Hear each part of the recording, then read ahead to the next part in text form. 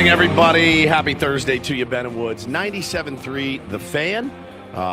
It's great to be here this morning with you. I'm Woodsy. Paul Reindel's our executive producer. Good morning, Paulie. Hey, how are you? Doing good. Ben Higgins, your friendly neighborhood sports anchor. Benjamin, how are you, sir? I have lost all track of what day of the week it is. Yeah. Barely what time of day it is. I had a long day yesterday. Yeah, man. But I made it. Would you like to expand on this? Good morning. Good morning. After I left here. I was like, all right. After I left here, I went and worked on a story for Channel 10 out at UCSD. Really good soccer program for underserved youth, but that all got postponed when I got the call later in the afternoon. Knew I needed to anchor, but I did not know that it would be breaking news fire coverage. The fire in Ramona yesterday that broke out around 3 o'clock had me on the anchor desk for hours and hours last night. First time I have been thrown into the breaking news coverage since I've anchored. Some might say you were thrown into the fire. Correct. Yesterday. Thrown into the fire of our fire coverage.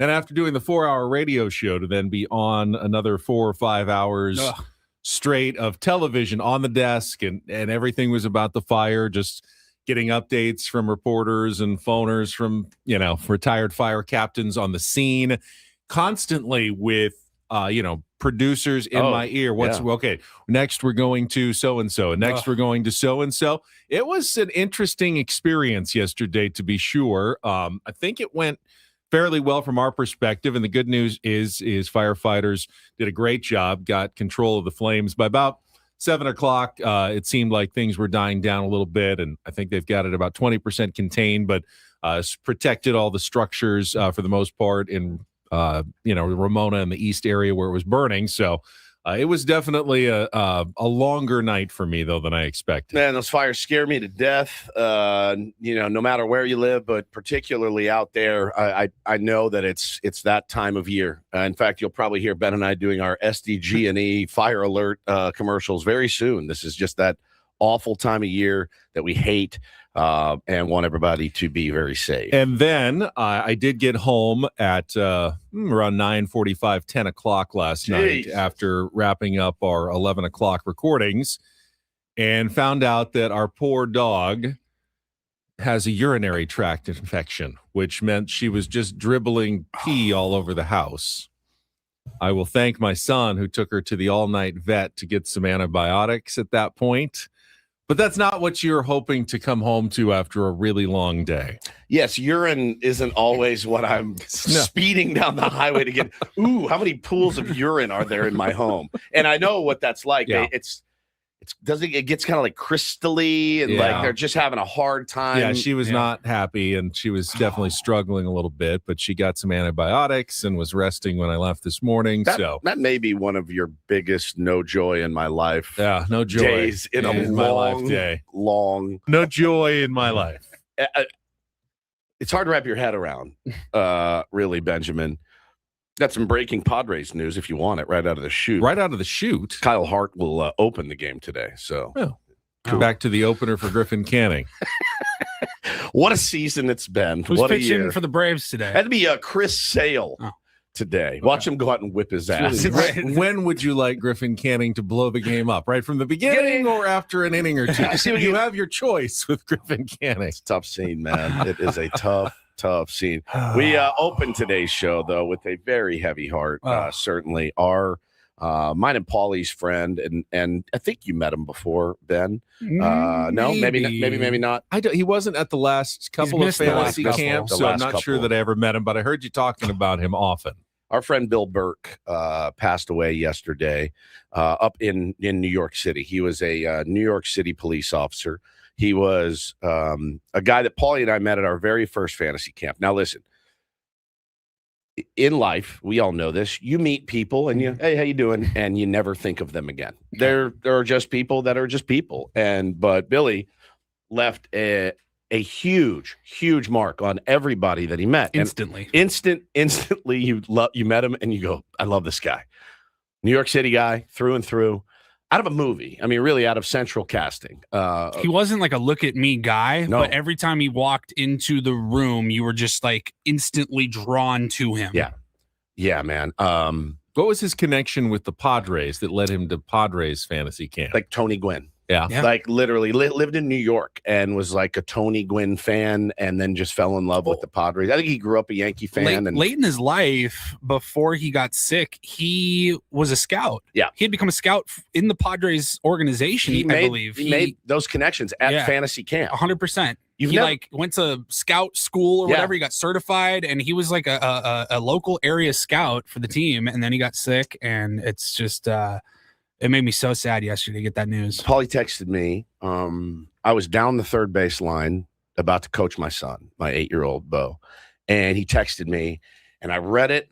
It was our friend Alex texted Paulie and I read it, and I said, "Oh man," I said, it's one of those things where I was like, I cannot sit in this right now. Like I've got a game to coach, and but I will tell you this. It hit me like a ton of bricks when I thought about Billy and how much he would love to be out there and how intense he was. I coached last night with probably more enthusiasm and vigor and intensity than I have in a long, long, long time. It's a new team. We're all still feeling it out. But last night it was how would Billy coach these guys, right? With just unbridled passion and enthusiasm. And we got to play with him and play against him. Now, we've told Berkey stories. Tearing up again, just looking at the pictures that we're putting on our stream right now. Dude, we've told these stories before, man. But I instantly thought of, like, the first time you meet him and you're like, Ben, brother, how you doing, brother? Good to see you, bro. Get in here, give me a big old hug. Just as New York as it gets. Yeah. Then you get out to the field, and we're playing your team, and he's like, Ben, F that mother effer. He's a stupid mother. Like, just he went from zero to like 100 just by walking over the line. Walking over the line, it was like, you're now my enemy, and I want you to die. Like, I'm going to kill you. Like, I'm going to beat you senseless. The quote I still remember, it was the last day, I think, of our very first fantasy camp in 2019. I'm sitting on the bench. I'm putting on my cleats, getting ready to go out and warm up. And he just grabs my shoulder and he goes, "Hey, Paulie, I know those are our buddies over there, but F those mother effers." Let's beat these sea suckers. You're like, whoa, settle down, guy. God, it's like, I can honestly say that I don't know that I've ever met anyone that loved the game as much as that guy. He talked all the time about playing. What gutted me, absolutely gutted me yesterday, is he left behind 2 boys. And he was a widower. His wife passed away from cancer, and now their father has passed away from cancer, Wilson and Jackson. And now they're without a mom. They're in their early 20s. And a dad. And his cancer came from the work that he did at Ground Zero in, our nation's darkest day. Billy was down there in the rubble doing what all those guys did back then. So he would tell us a little bit about it. And he didn't want, but I would ask, I want to know. We had to pull it from him. He didn't like to talk about it. Yeah. You're a New York City cop. I was like, what kind of stuff? And he's like, Woodsy, bro, you wouldn't even, and he was like, you wouldn't believe me if I told you. He would tell me stories about like having to go on like raids and stuff and like kick breaking doors up like down. Casino, gambling stuff in the basements, like stuff you see in the movies and in TV shows. He was, again, he left an indelible mark on everybody that he met. You should see the fantasy camp group chat. It's just story after story of what a kind person he was. Didn't he have, unless you're on the field, didn't he have a medical or injury issue at camp at one point? I remember you telling me about. I think about this. I think about once a week. Yes. It was one of the funniest things I've ever witnessed in my in 35 years of existence. And it came at Billy's expense, unfortunately. But yeah, this was 23 or 24. Maybe 24. There was one night, it was like later in the week, like second to last night. I got a call from Woods. He's like, "Hey, I'm going down to the whatever. Yeah, the 7-Eleven. Yeah. You want anything?" I'm like, "I'm good. I'm about to go to bed. Thanks." calls me back like 10 minutes later. He's like, dude, there's an ambulance, There's and a cop cars, fire truck, and I think it's Berkey. Like something happened. I think he like passed out, and we find out that he had I went in. horrible knee injury that day. Yeah, it was like ACL. I was on the field when it happened. Yeah. He was running to second, and just the ACL went out. He wasn't the most graceful. He wasn't the most graceful, but he never went less than 100%, though. Never. But him at 100%, sure. You're like, whoa, slow down, buddy. So he happened to be at Padres fantasy camp, and all of their big league trainers were there. They got him all situated. And from what I was told, they were like, we thought he was fine. And then he like got up and started walking down the hall or something. I and was like there. Passed I was out. in the room. I parked. I go, I'm going in. I gotta see what's going on. And I walk in, and he's sitting on the table, and he is as white as a sheet. And I go, dude, Berkey, you good? He goes, I don't think so, Woodsy. He's like, tell my boys I love them. And I go, what happened? Like, I thought he had like a stroke or something. Like something. Right.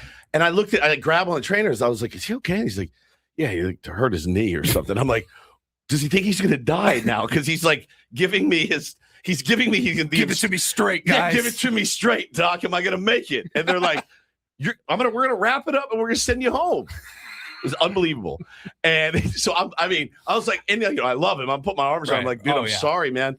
So Paulie, you got the text from the next morning. It's unbelievable. We have the big fantasy camp group chat with important information throughout the week. And I still have the screenshot from 2.5 years ago. Billy said, hey, all heading over to this is the morning after. He was in the hospital for his ACL injury. Hey, all heading over to the complex for treatment this morning. Can I hitch a ride around 6:30 to 6:40-ish? Thanks, Berkey. Guy says, you can ride with me. Guy says, same. And Berkey writes back, awesome. See you in lobby. Need the whole back seat of a lower entry car.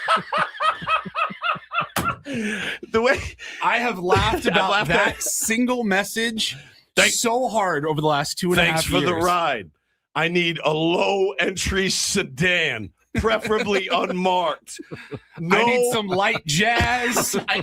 Volume at a 70. Temperature no more than 72 degrees. I was in tears, man. God. And yesterday, as soon as I got in my truck after practice, I told Bo what had happened, and now I just broke down. I just broke down in the car, and man, holy cow, dude! Jesus, jeez. So I was bearing his soul right now. I just loved him, man. Everybody did.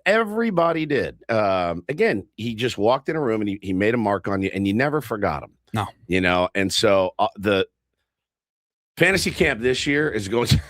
I mean, bring your tissues, man. It's going to be crazy. But we lost Randy 2 years ago, and this last camp was our first without him. I saw a great idea in there. I think it was. I don't remember who it was. But they said, we need like a Bill Burke award. And I go, done. Like, I'll spearhead it if you need to. Like the guy with the most heart, most. I don't know how old he was, but that man caught every inning of every game. In his 50s. He never, maybe even 60s. But I think I was going to say like late 50s. The dude, knee injury and all. Yeah. He would not come off the field. I never saw him sit on the bench once. Coaches loved him, man. Everybody loved him. And we're going to miss him so terribly. And you know how we do it here on Ben and Woods. Berkey, this one. It always stings a little bit more when you know somebody. When it hits so close to home. Berkey, you know we love you, and we'll miss you, man. And I really hope we can see more unity and more peace when already things are so difficult. So, shout out to his family. I believe there will be a GoFundMe set up too for his kids. Happy to contribute. Happy to share. Ben, that. I am bummed that I did not get a chance to meet him. He called in one. Didn't he call in one time? I think we put him on. We put him on a headset. But I think he called in one day from like Brooklyn with his sons in the car. We're listening right now, Woods. And he was just the best. He would listen to us when his kids were like younger, 14, 15 years old. They're driving to school with their dad every morning. Listening to some yahoos in San Diego. They're listening to us, doing, fart noises, don't do this. And they're like, Dad, who are these idiots? We don't care about the Padres at all. And he's like, hey, shut your mouth. These are my boys. Shut up. He was the best, dude. The best. I was a better person for knowing him. And there's not a lot of people you can say that about. There's just not. He talked about his boys with such reverence all the time. And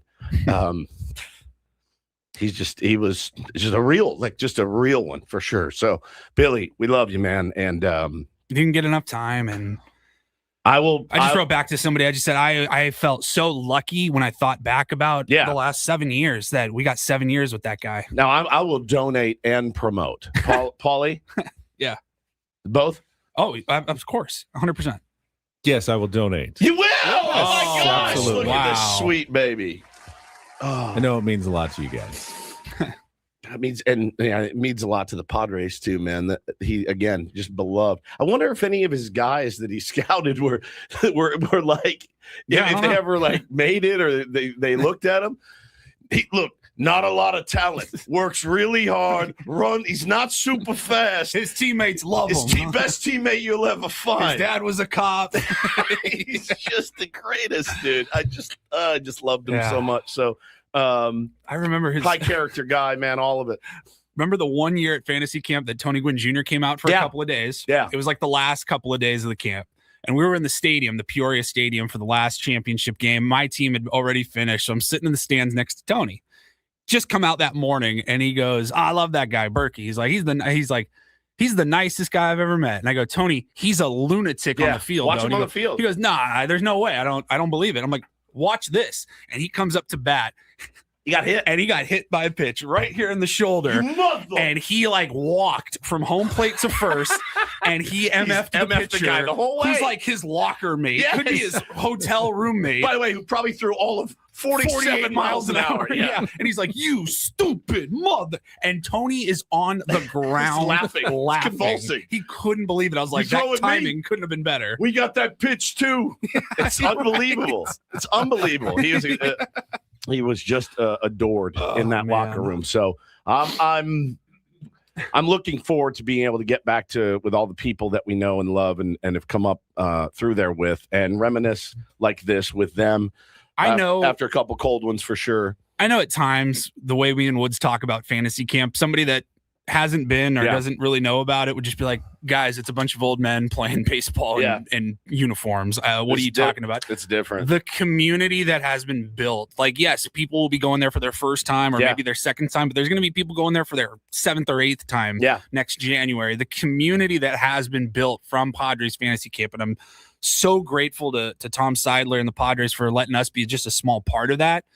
The community has been unbelievable. Reading some of those tributes, guys from all over the country. They're not all from San Diego. There's guys in the Northeast that are friends with Bill that would go visit him. They would send Padres jerseys to the whole country, around the country, for everybody that was a camper with Billy to sign it. And they made sure that it was hand delivered to him. So I'm so glad that he got those gifts. And he's going to be very, very much missed. Very much. Seems like a good time just to take our first break here. We actually have a very short show. We warned you about that yesterday. We only have an hour and 50 minutes left. That's insane. In this program, because we have early Padres baseball with Sam Levitt's pregame show starting at 8:15 this morning. Dave Marcus has already done the check from Truist Park from a game last night. So it was turnaround, 7:15 Eastern last night was the first pitch yesterday. 12:15 is the first pitch from Truist Park today. So Dave says, I don't remember ever having a turnaround that fast from a late night game to a very early game the next day. Without a weather delay or anything like that. Right. 7:15 is the absolute latest a Major League Baseball game starts, right? Pretty much nowadays. They used to be 7:45. Yeah. Even back in like when I was growing up, sometimes Padres games didn't start until 8, which was crazy. But nowadays 7:15 is about as late as it gets, and 12:15 Eastern, so 9:15 a.m. Pacific, is about as early as it gets for a game as well. So they're already there getting ready for another baseball game as the Padres will go for, unfortunately, just a split of the 4-game series against the Braves after what happened last night. We will go through that in our Padres crap up, another close loss for a team that cannot afford a bunch of close losses right now as we approach the trade deadline. So we'll get into that. I'll let you know what happened around the rest of Major League Baseball as well. All coming up next. Yeah, this one's for Billy. Yeah, all day long, man. This morning with Ben and Woods, broadcasting live from our Bill House studios on San Diego's #1 sports station, 97.3 The Fan. First, though, San Diego, an incredible place to live, but let's be honest, it's not getting any cheaper. Housing, healthcare, taxes, groceries, it all adds up. And when people start thinking about retirement, one fear rises to the top. What if the money doesn't last? That's where Trajan Wealth comes in. TRAJANwealth.com. Trajan Wealth's fiduciary advisors help people build retirement strategies designed for today's reality, factoring in inflation, market uncertainty, and the real cost of living right here in San Diego. They take the time to understand your goals and your comfort level because no two retirements look the same. Trajan Wealth has offices in Carlsbad, Escondido, and Liberty Station, and they work with people who want confidence and not constant financial stress. I hate financial stress. If this has been on your mind, start with a conversation. Call 1-855-TRAJAN1. That's 1-855-TRAJAN1, or just go online at TRAJANwealth.com. Trajan Wealth, plan smarter, dream bigger. Advisory services through Trajan Wealth LLC. Additional services through Trajan Estate and Trajan Tax. Actual client paid advertisement. Additional disclosures at TrajanWealth.com.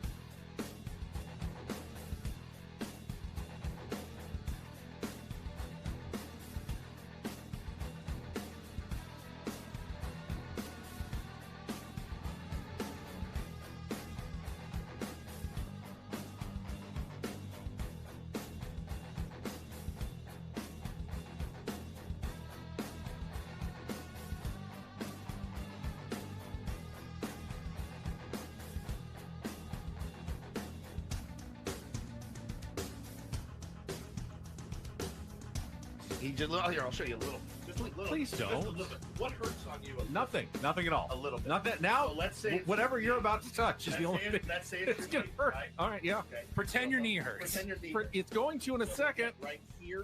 Oh, that is not pleasant. Hey, player, this is all yours. This room with this view. This speakeasy with this cocktail. Hey, could you make that too? The spa with this. Ah. And this pool on this roof. This is all for you. The all-new Hamul Casino Resort, now open.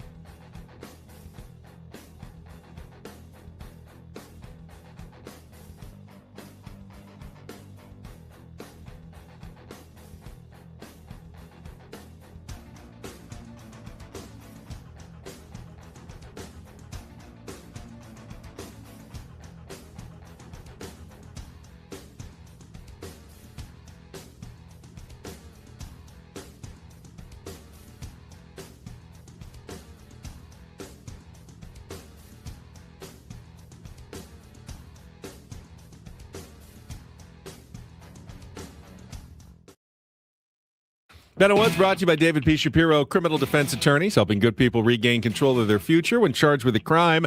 Since 2010, visit davidpshapirolaw.com at 6:29 a.m. in San Diego, 9:29 a.m. in Atlanta, where the Padres will play in just a couple of hours, and 10:29 p.m.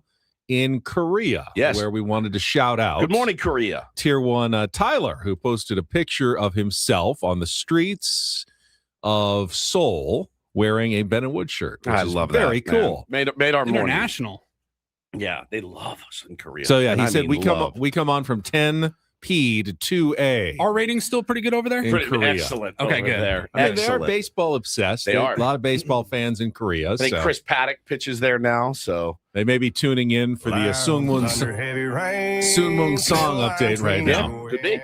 He did not play, I believe, yesterday in the game against the Atlanta Braves. Here's what we've got coming up for you.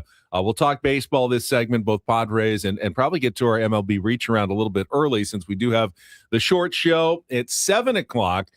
We have to bring up the other sports heartbreak in San Diego last night. Very cool, After you're guys. done watching the Padres lose by 1, you watched SDFC battle to a 0-0 draw through 95 minutes in their first game back after the World Cup against Colorado. It keeps happening. And then in the final minute Oh of my stoppage time, 90+6, they give up the late goal, just like they have done so many times early in the season. That's 7 yet losses, again. right? 7 losses. I feel.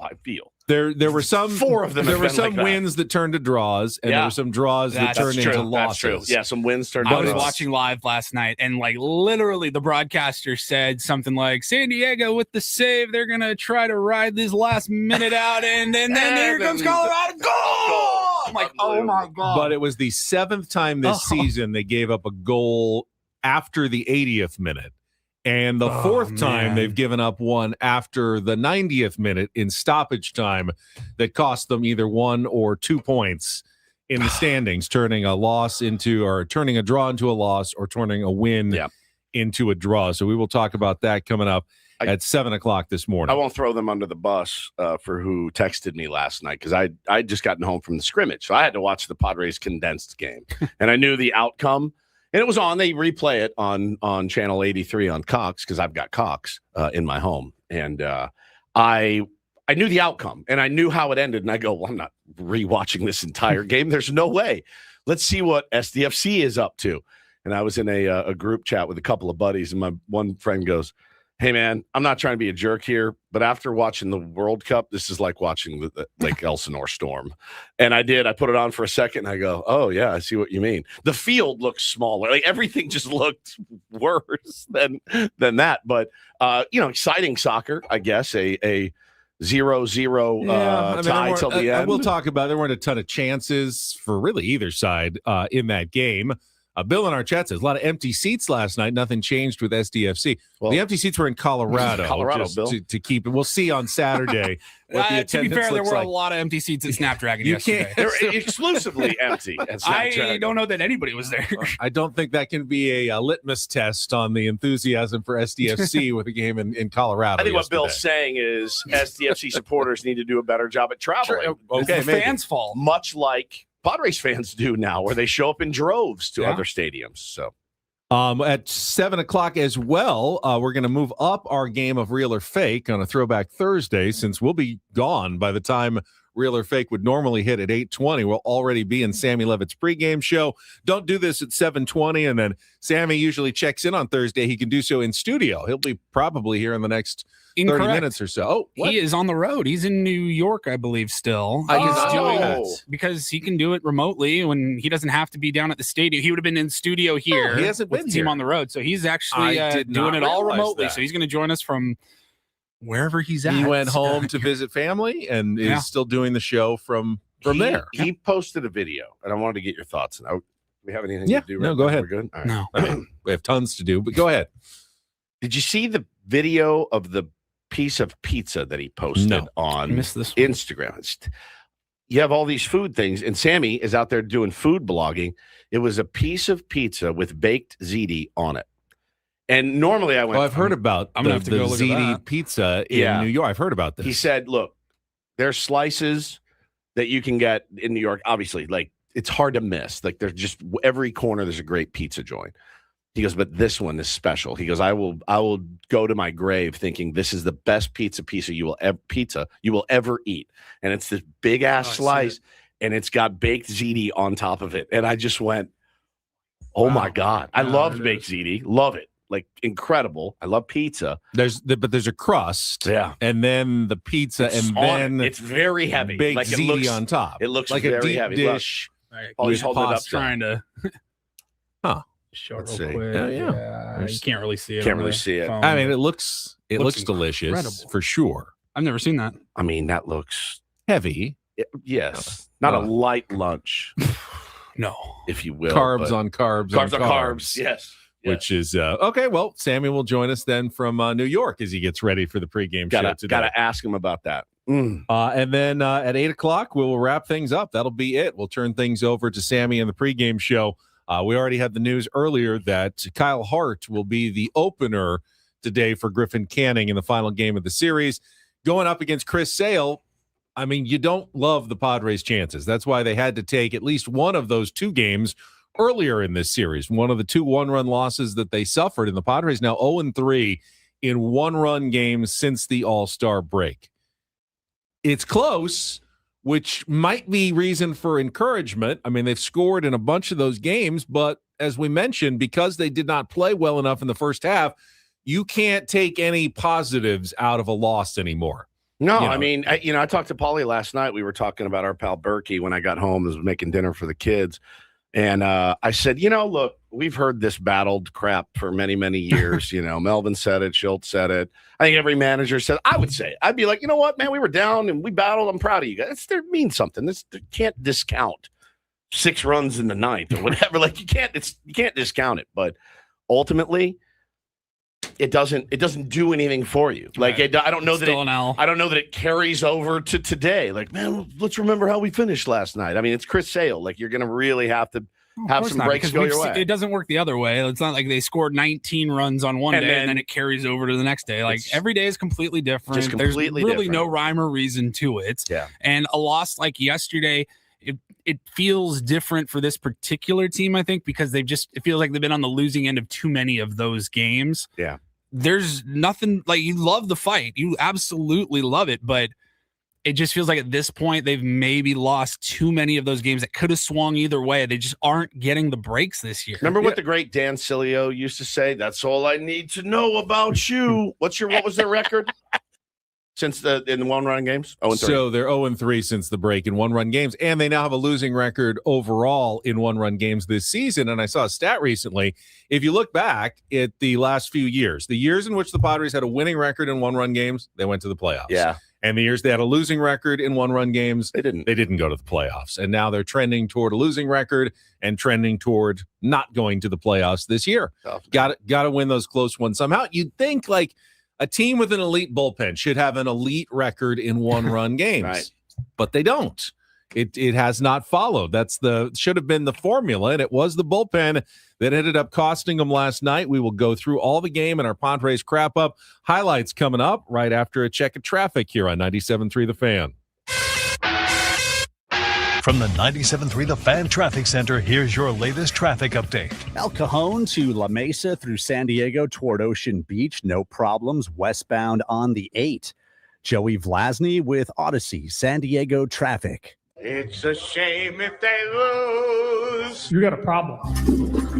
How did things play out in yesterday's game? Supremely stupid. It's time for the Padres Wrap-Up with Ben and Woods. Brought to you by Hamul Casino Resort. Hey, player, here's something to cheer you up. The rooftop pool's open, day passes are available, and the spa is calling your name. Hamul Casino Resort, the player's place. We'll give it 16 minutes of salt, and then we'll, get back on the pump and figure it out. This game has got to come to an end. 2-2, the pitch. Harris swings, hits it on the ground towards first base, right over the bag. France has it. He'll step on the bag. That's all they'll get.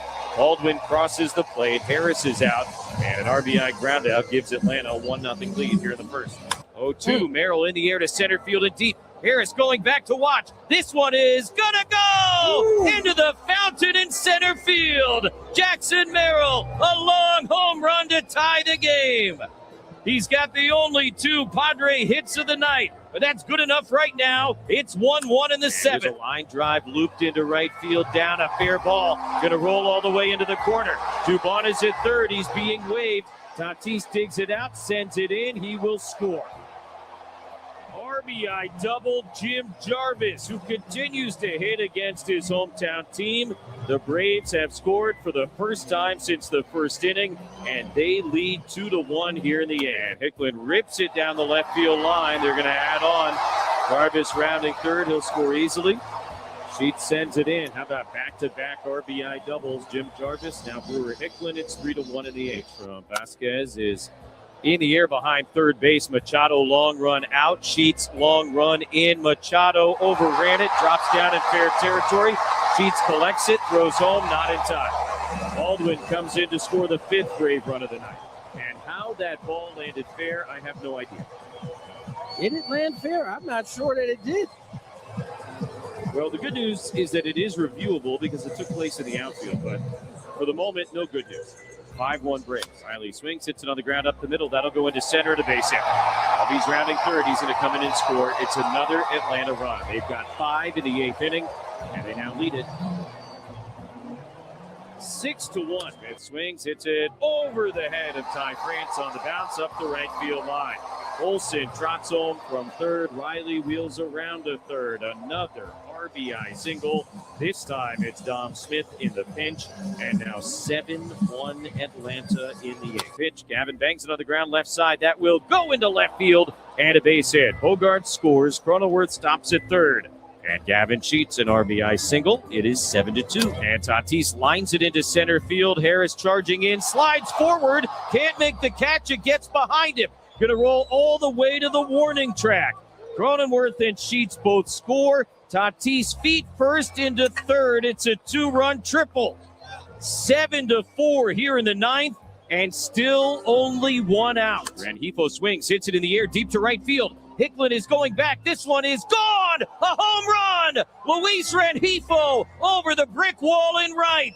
A 2-run homer, and now a 1-run game in the ninth inning as Rengifo hits his first home run as a Padre. France takes on the outside corner, strike 3 called. The ball game is over. The Braves get 6 in the 8th, and then hang on for dear life as the Padres get 5 in the 9th. Final score here tonight, Atlanta 7, San Diego 6, and what a finish at Truist Park in Atlanta. Yeah, I think we had Perez a little bit on the ropes the way he was not, commanding the zone the way he wanted to, but he was able to make some good pitches. We're really able to get any hits off of him. We had big people on base, but unable to come through in the big moment there with him. And then they've got a really good bullpen. And we battled them. They kind of went down the line with their guys, and Jackson had a big home run to tie it up, gave us a chance, and we just had one bad inning on the mound in the 8th that just didn't go our way. Wandy wasn't very sharp, and then a bunch of unlucky hits against Randy is what I'll say there. Did you see anything from your offense in the 9th that wasn't there in the 8th, or is that just or in the first 8, or is that just kind of the way baseball goes? Yeah, kind of the way baseball goes. Like a little bit. I think they're not. That guy finished the game against us on, the first game of the series on Monday. So we'd seen him before. He kind of went through our lineup over, one time through. So we'd seen him. He's not one of their main guys that closed out games for him. He kind of closed that game out on Monday because they didn't have anybody left. But we battled, and the goal when you get in a game like that, where you're down 6 runs in the ninth, figure out a way to get their closer in the game, see if you can waste some of his bullets to hopefully win the next game. And we were able to do that. Came up 1 run shy. That was very candid there from Craig Stammen about how that game ended. I do agree with him fully on the Randy Vasquez situation. As I watched the condensed game this morning, it was Kyle Hart-esque from the other night. I mean, look, obviously in a situation like that, you'd love to have some guys that had some swing and miss stuff. Guys like Jason Adam, maybe Jeremiah Estrada, maybe even David Morgan. You'd love to have guys like that. You don't. They're hurt. So when you throw in guys that are more finesse, location, pitch to contact, they're going to get contact. They're going to get contact, and they did. And the contact was infuriatingly bad. But he also admitted Wandy just wasn't good. Yeah. And he wasn't. That's a couple of times where he's given up. He's given up the decisive runs in both of the losses in this series, which coincides, by the way, yesterday with trade rumors around the league. John Heyman reporting that Wandy Peralta has been inquired about multiple times. The kiss of death. Finally, someone wants Wandy after all these years. And Wandy's like, no. I like it in San Diego. I like it here. Can we tamp down any of these trade rumors with a couple of my poor performances of the season? And then I also appreciate that Craig Stammen didn't sugarcoat the 9th inning comeback. He said, we battled, but we battled against a guy we should hit. Right. Someone we had already seen, not one of their better relievers. Got the closer into the game, and Rengifo hits the home run off Raisel Iglesias, but Iglesias is their closer for a reason, struck out Manny in France to end it. So, that's a hollow victory at the end, because you need actual victories. You need real victories and not moral victories at this stage of the season. No doubt. As we approach the trade deadline. Now, I love tooting my own horn when I'm right. So I also have to admit when I was wrong. And yesterday I said, we know what we're going to get from Michael King. He's going to struggle with his command, but he'll battle his way through, give up 1 run in 5 innings. And I was wrong, because he struggled with his command, battled his way through, gave up 1 run in 6 innings. Do you know we signed another 3-year deal to work with this putz right now? Do you know that? The point is that Michael King continues to not look like Michael King, but give the Padres chances to win when he takes the mound, and the Padres aren't taking advantage of it. There's probably no drop. Turn the mic off for a sec. Ooh. Like a, self, like what you would, like, if you could do it, would you do it? Like a self, like. That's close enough. It gets my point across. You know what I'm going I was for. actually looking forward to him to be like, I was wrong about something that he was really wrong about. Not No. like I'm so smart. I'm sure you were right about it as well, though. It's what we just expect every time from Michael King. Yeah, I mean, it's we talked about it earlier in the week. That's it. Like that's what you're getting from Michael King. And Craig Stammen said he's not going to continue to succeed playing with fire. Right. He walked the first 3 batters of the game. It's insanity. Lucky that he only gave up 1 run there. Had multiple other rallies against him that he escaped, runner at third, less than 2 outs, got out of it. You keep doing that, though, and Michael King is setting himself up for a really bad day one of these days. It was hysterical because I told you the other day, Ruben Niebla, Padres pitching coach, had reached out about our new contract extension. And, I said, thank you. And it means a lot.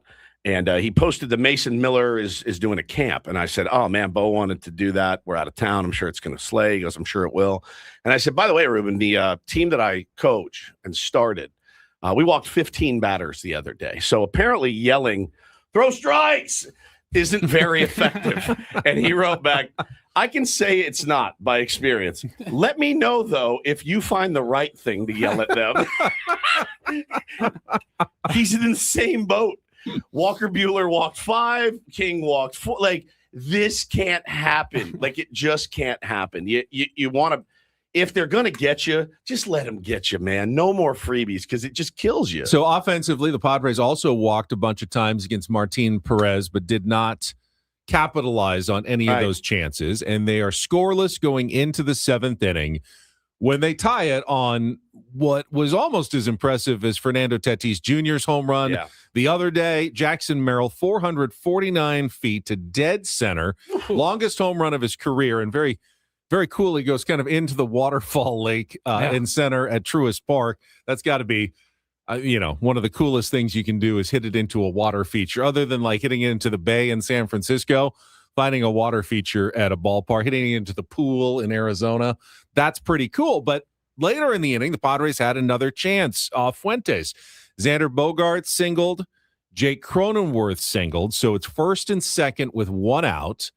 Gavin Sheets is unable to move the runners over. He pops out, flies out, so it's 1st and 2nd with 2 outs. Xander Bogaerts, who's a pretty heady base runner, sees an opportunity and pulls off the front end of the double steal to move runners to 2nd and 3rd. But you had Fernando Tatis Jr. at the plate. Correct. And they had thrown a pitch to him like, okay, we're going to throw to Fernando, even though Luis Rengifo is on deck. And then as soon as Xander double stole, they just intentionally walked Fernando to load the bases. Was that a mistake by the Padres to take the bat out of the hands of your hottest hitter, Fernando Tatis Jr., or do you always want to get runners into scoring position, even though it means Luis Rengifo, who, by the way, homered later in the game and has been very hot himself. Yes. He swung at the first pitch and flew out to center field, and the Padres were unable to take the lead in that situation, which would have been a game changer because then you're on track to bring Mason Miller in rather than a tie game where you have to go, with Wandy Peralta or someone like that in the 8th inning. I'm kind of in favor always. If you can get a bag, right? Like if you can move up in the scoring position, but it's an easy decision. You made a decision very simple for Walt Weiss, right? As soon as you open that base, they're going to put him on. But at the end of the day, they could have put him on anyway. They could have put him on anyway. And just there's an open base at 3rd. Right, they probably were pitching. I mean, if they're not being careful with Fernando Tatis Jr. in that situation, intentional. They're insane for giving him anything to hit. The guy's been coming through so much lately. So I don't know that the Padres did anything wrong there. I saw some complaints on Twitter that bad strategy, Stammen shouldn't have had them run, or Xander shouldn't have run, whether he went on his own or not. But I just don't know that that's the case. I think you're always trying to advance closer. If you've got a chance to advance closer to home plate, get 2 runners in scoring position, you do that, and you take your chances with Luis Rengifo. Yeah, you got to trust that, it's not like it's the pitcher hitting. I mean, you got to trust that the big leaguer can come through. I mean, that's what you're hoping. He's put together some really good at-bats this week. He's hitting 2nd in the lineup. You know what I mean? So, like, if you didn't want him to come up in that situation, then don't hit him 2nd in the lineup, right? Like, have somebody else up there. But, you put the trust in him to get it done. He didn't get it done. That's baseball. So that's how it played out as the Padres fall to the Braves 7-6. How did that impact the wild card race? Let's quickly Was there 1 out or 2 outs? There was one out, first and second, then Sheets flew out, so there was two outs when they stole. Okay. Yeah. One out, like get out, stay out of the double play, 100%. Take your bags. 2 outs. Okay, we'll see. All right, a couple minutes here. Let's get to our MLB reach around. They're doing the Reach around. They're doing the Reach around. Everybody's doing the Reach around. Did a Peloton yesterday. This song actually came up in the Peloton ride. You're joking. What channel was that? What channel was It's a that? classic vinyl ride. What happened to EDM? Hannah Corbin. Well, I can't do EDM every single day. Why not? Because once I do a class, I don't do it again. Don't they have multiple EDMs? Yeah, but I like to do the new classes that pop up, and that was one of my what's choices. this person's name that you took her class? Hannah Corbin. This is more your speed. Right. So you're either working out to this or Ray Charles. Ray Charles. It's eclectic. I know. Georgia. Oh, Georgia. Don't you come back. No We have more. we have a new leader in the race for the third wild card spot in the National League. It is the Arizona Diamondbacks who beat the A's 15-5, hitting 5 home runs. They were the winners and passed the Pittsburgh Pirates, who split a doubleheader with the New York Yankees yesterday. They won the first game 5-3 in 10 innings, but lost the second game 2-0. So the Pirates are just a half game back. The Marlins continue to struggle. They lost their 9th in a row, falling to the Astros 5-2. The Cardinals, though, won 1-0 over the Angels.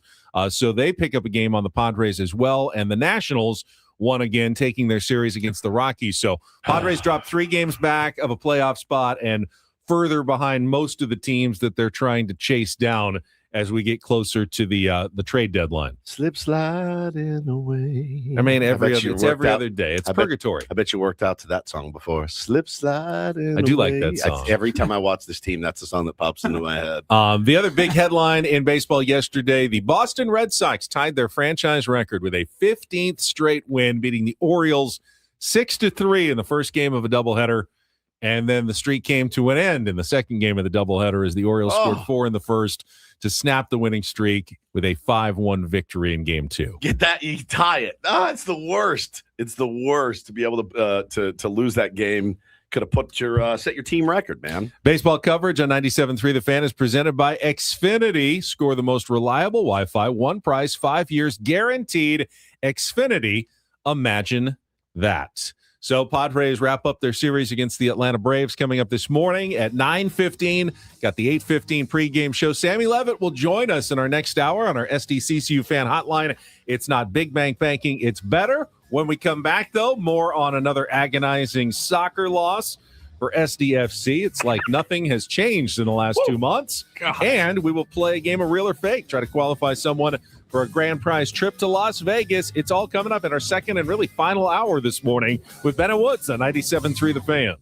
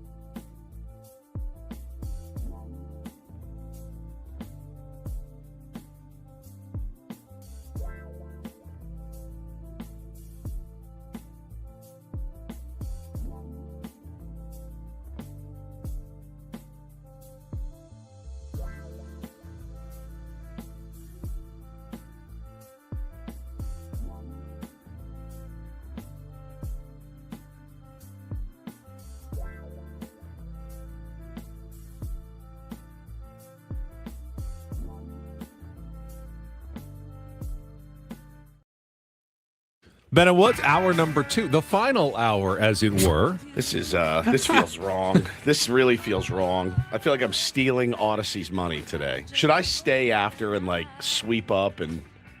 We get paid the same today as we did yesterday and as we will tomorrow, and that doesn't make a ton of sense. Now, you worked extra yesterday to go out and do a social media video. How did that go? It went great, okay, actually. Good. And for all my grousing, it took like 5 minutes. As you knew. So I knew it would. 5 extra minutes. And now you've earned a short show today. Yes. In which you get to leave. And what are you going to do with all your extra time? So I'm going to go from here. I'm going to go to the gym. No, I had something else I had to do. No, I'm going to go to the gym. And then I'm going to get my oil changed. And then I'm going to go to marriage counseling. And then I'm going to pick up my kids from camp. So very busy, but I can get it all in early, which is nice. I really want to watch the game, but you watch the game at the gym a little bit. No. I need to listen to music when I work out. Okay. Plus, I'll just watch. May I suggest Ray Charles? Yes, for sure, for sure, absolutely. Yeah, absolutely. Yeah. Let's push. I mean, nothing makes you go harder at the gym. Yeah, than Ray Charles. I can't listen to podcasts or anything when I exercise or watch games. I need crazy music. Tell me what I say. Hey, I often. Ben's just sitting there working out.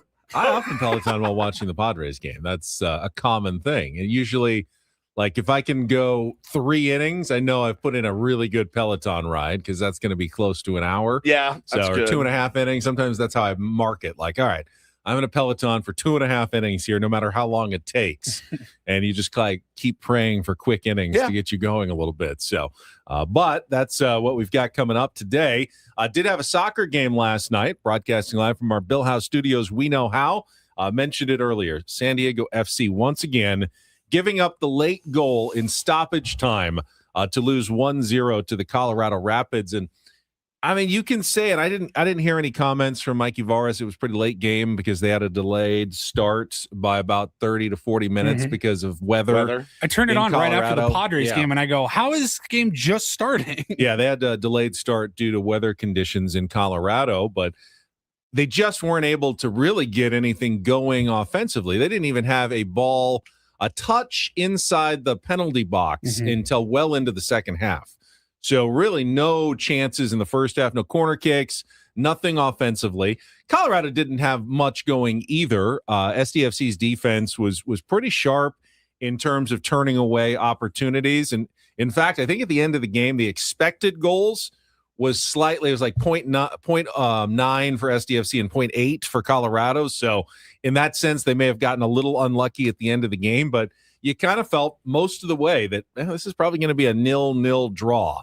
And if you're SDFC, that would have been okay. You take it. You take a point the way on the they road. Had played, I watched most of that game. The way they had played, it was like they were resigned to be like, all right, let's just take the one. They were, I mean, you could see at the end, it was 0-0. They got into stoppage time. CJ Dos Santos, who was in net, like had a stop, and the ball was in front of him, and no one was coming. So he just left it there as long as he could before picking it up, and then he was stalling. They were trying to kill the clock and stall the game just to get the point and get out of there, and then come home on Saturday and presumably go for the win against FC Dallas, which is what makes the ending just so agonizingly frustrating, because it's exactly what happened so many times before the World Cup. 7th time this season that SDFC has given up a goal after the 80th minute that either cost them a draw or a win. And I believe that's a total of 12 points in the standings. Oh, my God. That they have given up because of those late goals allowed. 12 points in the standings is enormous, because now SDFC is currently sitting in 11th place in the Western Conference after the loss yesterday. 1, 2, 3, 4, 5, 6, 7, 8, 9, 10. Well, 13th place now with 17 points. Add 12 points to that at 29, they'd be in 4th place.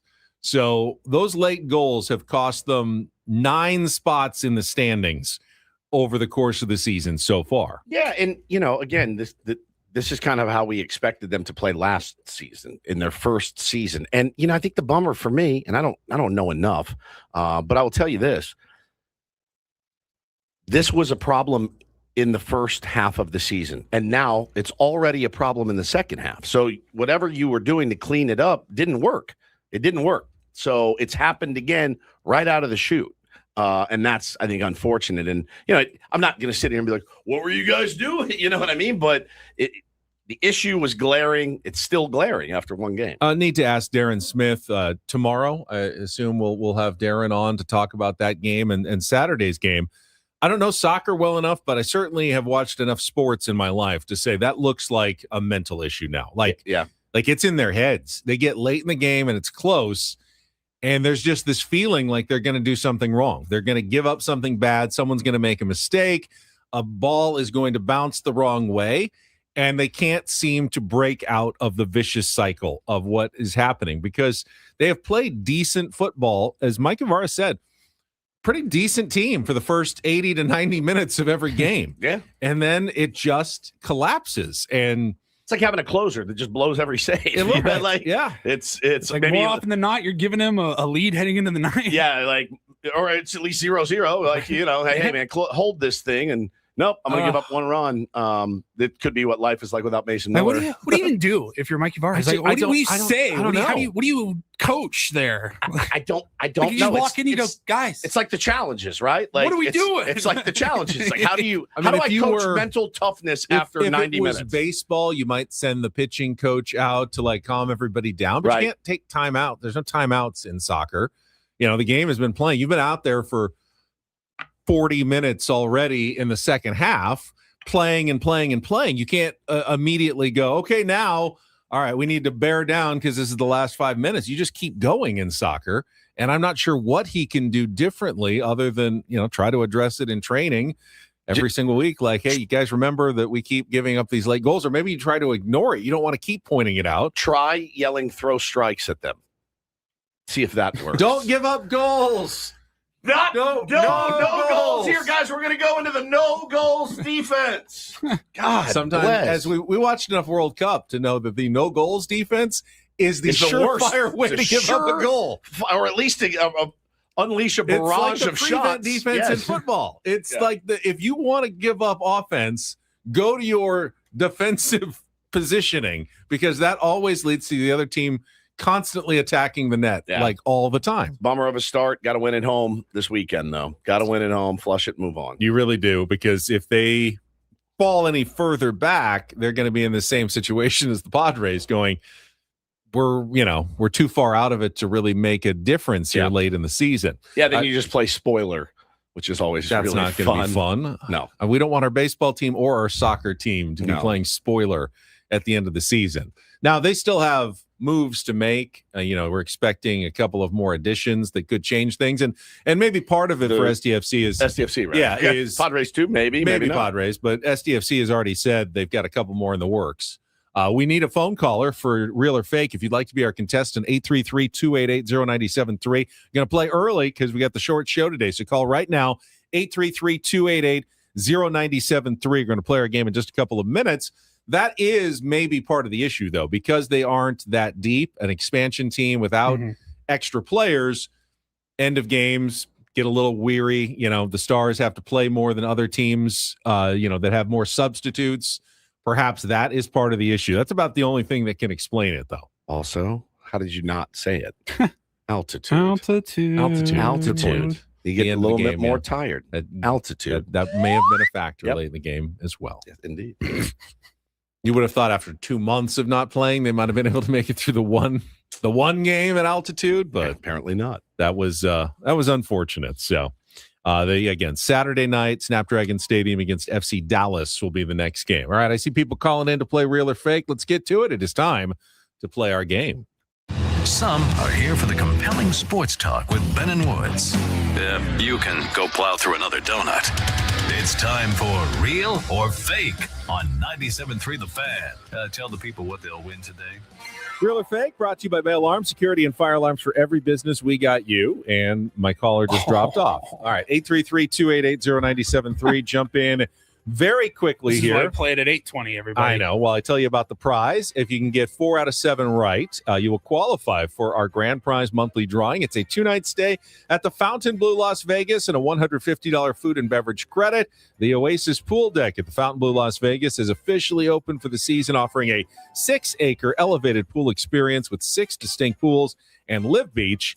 Enter to win a 2-night stay at the Fontainebleau Las Vegas and the $150 food and beverage credit. To book your stay, visit FontainebleauLasVegas.com now. This is great. I mean, There you play. go. No, we got Guy. Guy, you got in first. Old, Let's, reliable. Let's get you on the. I'm always let's here for get you, you on boys. there. Thank you, buddy. Now everyone's Appreciate calling in. It always takes a second. We get a bit of a delay between when I say it I get it. I know. and people I know call how it. this works. All right, Guy, I just explained it. So here's our category. See, Woodsy, how it works Hang is on. when we talk into the microphone, sometimes it takes like up to like 8 seconds. There's a I little know. bit of So a this delay. makes my voice Right. sound I'm not different. explaining to you guys. I'm explaining to everybody else while we're waiting. We have this like dump button that kills the delay sometimes. All right, let's go. All right, Run out Guy. of time. So Tier 1 Dexter always comes through with some great Comic-Con suggestions. So we got Comic-Con officially underway today. And in honor of the start of Comic-Con, we're taking a look at 2 comic book legends today. So instead of real or fake, we're playing Marvel or DC today. I'm gonna go to the bathroom, guy. I so- will give you a comic character. You tell me if it is a Marvel classic character or a DC Comics character. Hey, it's 50-50, guys. What's the worst you can do? All right, so you need 4 right. Woods is going to be of zero help to you today, unfortunately. Let's get going. Marvel or DC? Round 1. Night Thrasher. Marvel or DC, guy? Let's see, which is the hell? I don't know. DC. No, Marvel. All right, 0 for 1. All right, round number 2. Mr. Miracle. Marvel or DC? Yes, DC. Very good. All right, that's 1. Okay. All right, round 3. Machine Man. Marvel. Correct. That's 2. You're halfway there. Round 4. Darkhawk. Whoa. Darkhawk. What? Why are you laughing, Woods? Save that. Darkhawk. Say it real fast. Say it faster. Marvel or DC? Darkhawk. Marvel. It is Marvel. Wow. All right, you are 1 away from the victory. I don't even know any of these characters. We're going deep. Never here. heard of a single one of them. No. All right, let's go round 5. Squirrel Girl. Squirrel Girl. Marvel. It is Squirrel Girl. Squirrel Girl is Marvel, and that is correct. How about Bronze Tiger? Oh, I don't know. Marvel. That's DC. And Red Tornado. Marvel. DC. All right, well, you got 4. That's Guy. all you needed, Guy. Can't believe you didn't know that. Congratulations. You are qualified for the trip to Las Vegas. The drawing at the end of the month. Stay on the line. Paula will get your information. If you know me at all, you know exactly what I'm Googling right now. Dark Hawk? No. Squirrel Girl. Yes. There she is. That is her. What does she look like? A squirrel.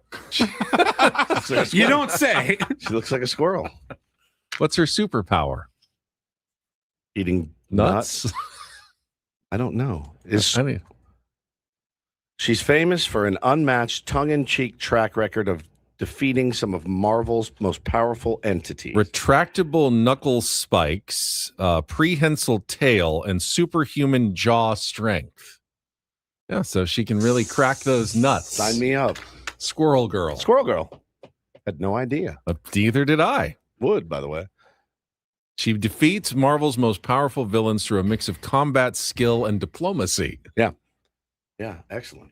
Very interesting. Yeah. All right, Dexter, thank you Thanks, for coming Dexter. up with the category Speaking today. of Comic-Con, we got the news on in here, and they just showed the celebrities, some of the celebrities expected to be in town this week. It was Jessica Biel, John Cena, John Cusack, and there was one other one. I was like, what's John Cusack doing here in town? This is the week. Was if that you're not the gonna coolest randomly run into a celebrity in San Oh, Diego? yeah. Big This time. is the week for it. Was that not, for whatever reason, I thought it was the coolest thing when we were at one of our 2 Cubs games a couple of weeks ago. Yes, he and was John there. Cusack was sitting there behind home plate, like just like you see in October postseason games or Bro. something. I was like, that's the most Chicago thing that's happened this entire time that we've been here. I was getting a DM during that, and this tier 1 was like, dude, my sister's number one all-time biggest crush John Cusack's at the Cubs game because they were showing him on television. And this guy was back in San Diego. He goes, you got to go up and force her to go over to him. I go, no, I'm not doing it. No, he was sitting way down, like right behind home plate. He goes, come on, dude, just give her a push. Give her a push. I go, I'm not pushing your sister to be like, hey, go down and bother John Cusack while he's there watching a baseball game. I will not be complicit in your sister going and wearing out John Cusack. I will not do it. I will not do it. I said no. Man, he's great. He's great. That's funny. I don't know why he's here. He's probably doing some big movie. Yeah, you got something to promote. That's why they're Kyle a panel. Chandler was the other one. I'm a big fan of his. From Friday Night Lights. Oh, yeah. I like that dude. I like that dude. He was in Wolf of Wall Street. He's in a bunch of stuff. Yeah, he was the FBI guy in Wolf. He's amazing. He's so good. So good. All right, we got to take a quick timeout. When we come back, it is Don't Do This on a Thursday. MLB's new villain is apparently Jose Caballero, and baseball is trying to crack down on what he does that drives everyone crazy. They're over it at this point. Yeah. We will get to that coming up next with Ben and Woods after a quick timeout here on San Diego's #1 sports station, 97.3 The Fan. First, though, tell you about the SDFatLoss.com program. If you've looked into the GLP-1s, I know many of you have, keep in mind what you're getting into. You may lose some weight, absolutely. But to keep the weight off, you're probably going to need to keep those injections going indefinitely, years and years of spending $3,000 to $5,000. And keep in mind also that the weight you're losing is often partly muscle and your metabolism is going down. With SDFatLoss.com, it's a one-time 2-month program where you can lose 10 to 20% of your body weight, up to a pound of fat per day in just those 60 days. It's based on real foods, no exercise, so you can eat some things of your choosing. I ate a lot of chicken and steak as I lost my 40 pounds in 60 days. Your counselor will help set up the program for success for you. Ramp up your metabolism, and then when it's time to maintain your weight loss, you're already good to go. It's going to help you so much keep that weight off. I've kept my weight off for 3 years. Sign up right now for a free consultation. They will explain how the program works at SDFatLoss.com, and if you do sign up, take an additional $200 off the program for their summer special for 97.3 The Fan listeners. Check it out today. It's SDFatLoss.com. That's SDFatLoss.com. Results may vary.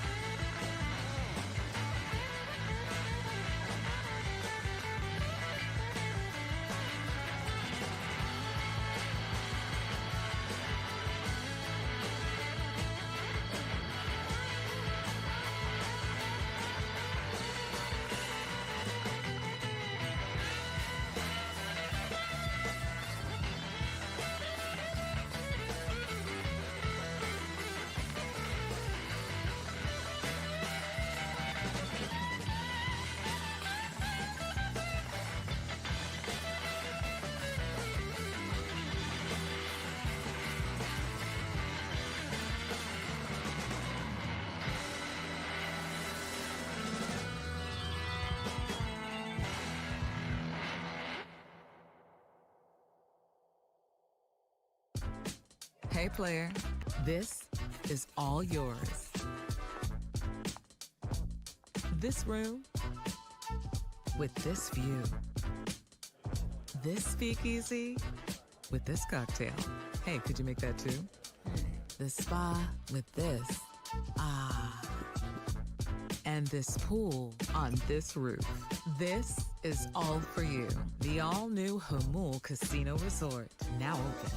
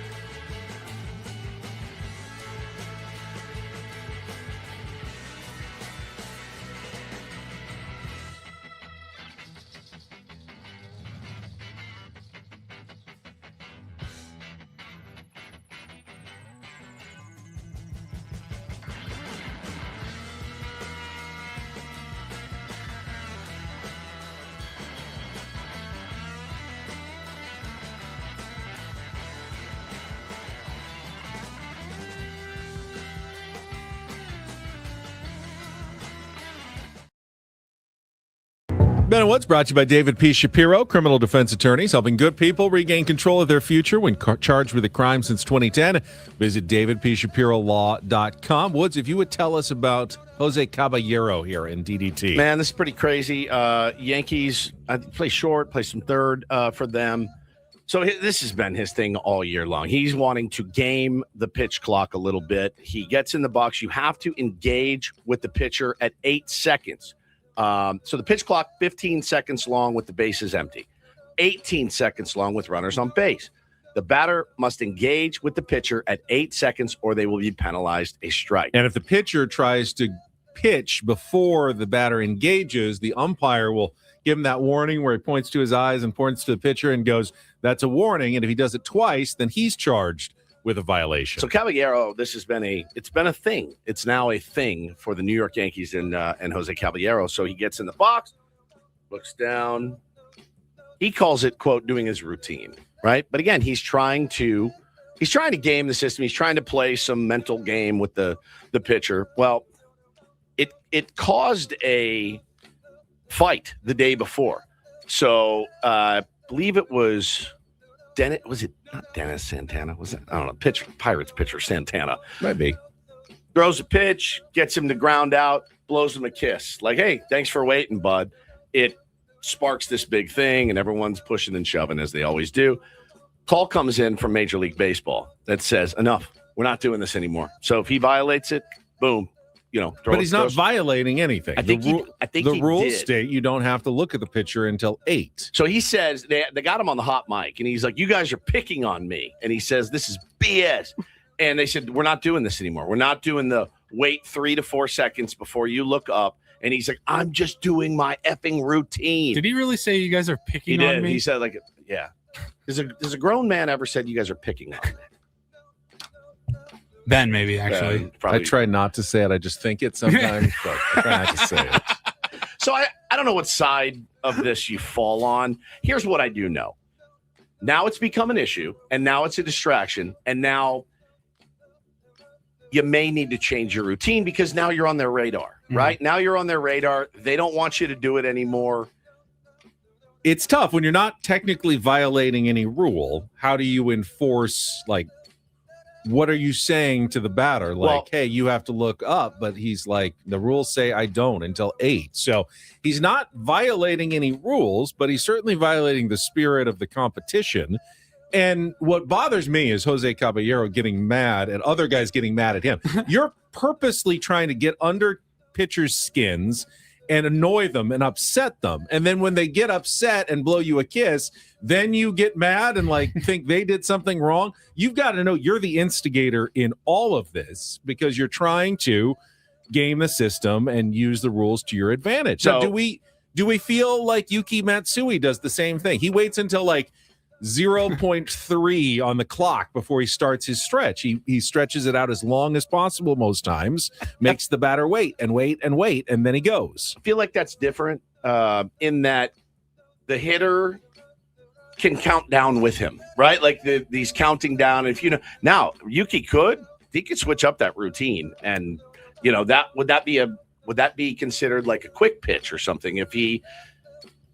He still has to wait until 8, wait until the batter engages. The whole thing's kind of screwy, man. But so they said, Quinn Walcott said, who's the umpire, said he's trying to get the pitcher to cause a violation. There's no other hitter that gets in the box and tries to take the amount of time that Caballero does while looking down and not making eye contact with the pitcher.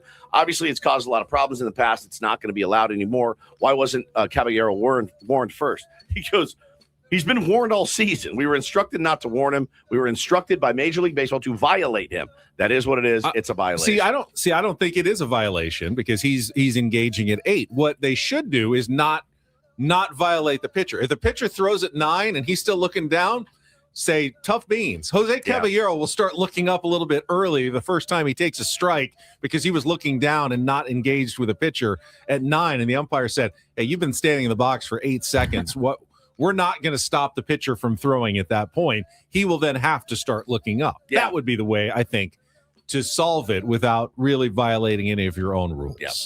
Yeah. There's a golf one for you on DDT today. Charlie Woods, son of Tiger Woods, has turned into a pretty good junior golfer in his own right, and he was trying to qualify for the match play portion of the U.S. Junior Amateur yesterday. So 64 players advanced to the match play. He was tied for 63rd after the 2 rounds. So they went to a playoff to determine the final 2 spots, and he's on the first playoff hole, par 5. He needs a birdie to advance. Hits his first 2 shots. He's within a few yards of the green trying to chip up and make his birdie. As he's doing his chip, in his backswing, someone taking pictures of him, like there's a click, and he shanks it. And he turns around and gives him like the what really dude, I think he said. Yeah. I mean, come on. He ended up obviously not birdieing the hole and not qualifying for the Junior Am. We've had a lot of DDTs here with people golf talking, yelling at Jerry Rice and Jerry chasing after.